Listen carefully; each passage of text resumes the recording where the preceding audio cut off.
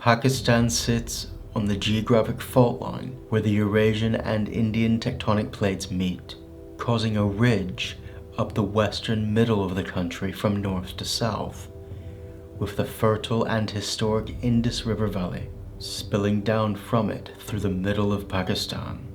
And along these two lines are two large language families colliding up against each other: the Iranian languages and the Indo-Aryan languages.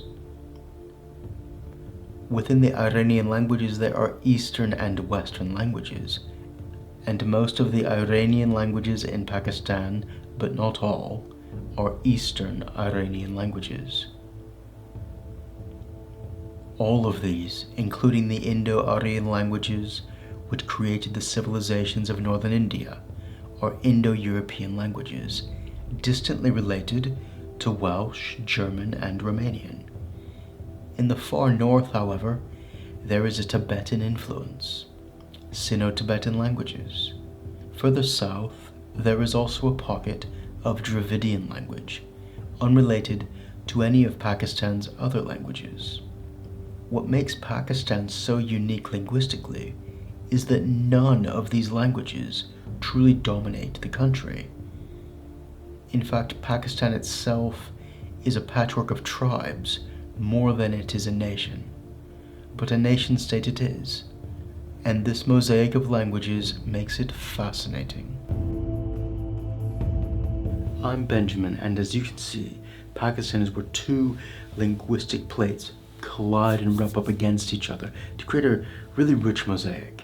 Now let's go through and talk about each one of these languages in as short of a sentence as I can cram it into. So if I don't include everybody, I'm sorry, there's a lot of languages here. There's like 77, 60 small ones, a few big ones. Let's go now.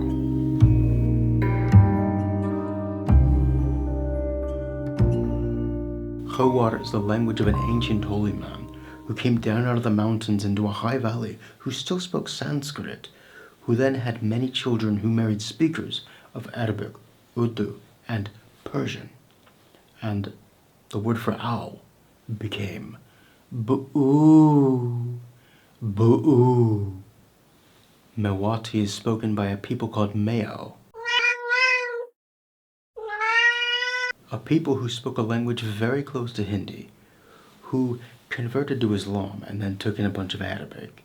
But then when all the nonsense happened in 1947, they went to Pakistan, while some others stayed behind, with Urdu sprinkles. Liking the content? Tap the like button, buy me a coffee, support me on Patreon, leave a super like. Back to the video.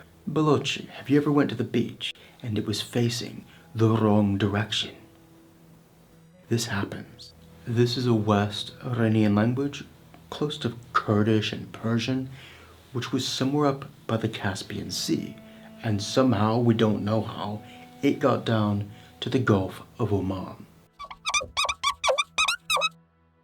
with a lot of Urdu stirred in. Pashto is the Eastern Iranian language, which in just 400 years went from being the language of courtly love poetry and prestige, praising the feminine beauty, to a language of men so afraid of women that they hide them in bed sheets and brick up windows to put them behind lest they see one. Come on, it's a bit of a Fall Guys, right?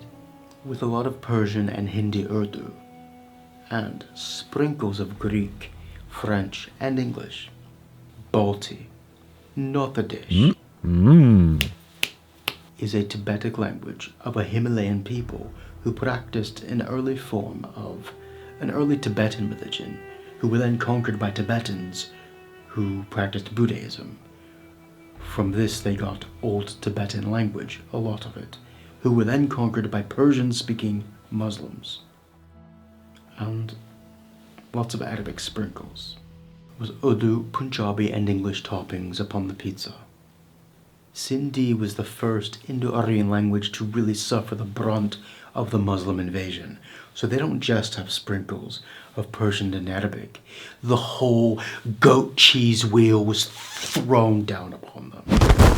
Okay.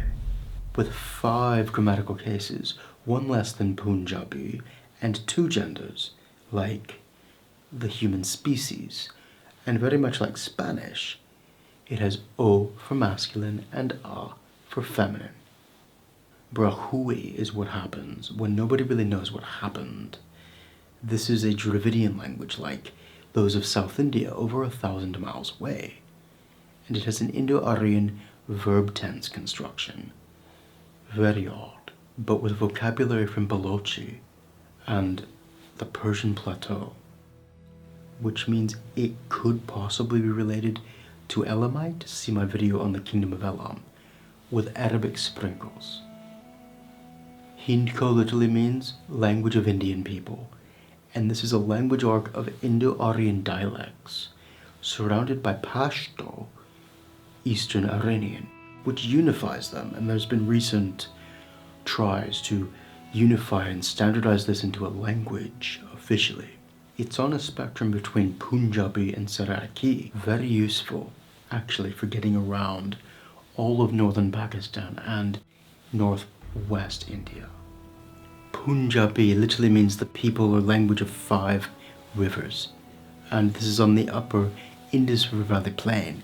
Flat and fertile means it's a big language. It has the good land, basically. And this is what happened when Indo-Aryan. Basically, this is classical Indo-Aryan, conquered by Muslim invaders with lots of Persian and Arabic.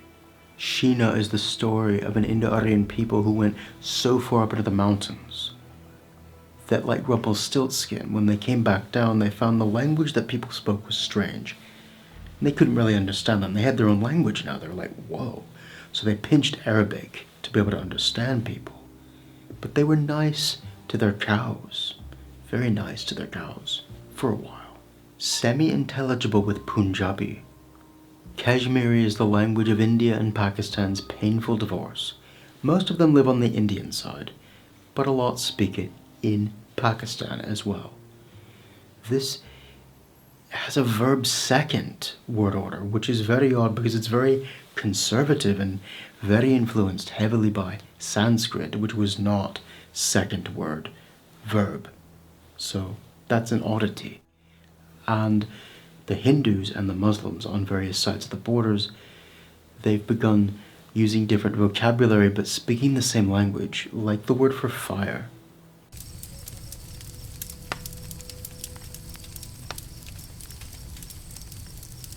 Urdu, I always get the R messed up. I'm not going to ever really pronounce it correctly. Sorry. This is Pakistan's national language. And as I noted in my video on India's languages, this is like Hindi's vaguely Arabic flavored twin sister who had an identity crisis after being converted to Islam and wanted special pronouns, right? So she's actually Indian. I know.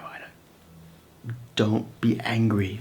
It's true. You're still beautiful. You can be you. You're kind of the same thing. You just have this hang up on religion, with more Arabic sprinkles where Hindi has more English sprinkles. Kohistani means the language of the land of the mountains, which, it's true. It's Indo-Aryan but under heavy Eastern Iranian influence through Pashto, depending on the time of the year, actually, because a lot of these people, most of them are shepherds, traditionally at least, and so in the winter, toward the mountains in the northeast, they go more towards their Indo-Aryan relations. With Persian sprinkles. Saraiki is an Indo-Aryan language in the middle of everybody. Sprinkles, like piled up, from Balochi, Urdu, Arabic, Persian, Punjabi, and Sindhi, which is on a spectrum between those two, right? Which makes it very useful, able to exchange goods between them, kind of like the middleman with money, yeah? With 48 consonants. 48 consonants and 9 vowels. That is a lot of sounds in your language. Thank you very much for watching. If you liked this video about languages explained briefly, watch one of these 2 videos here.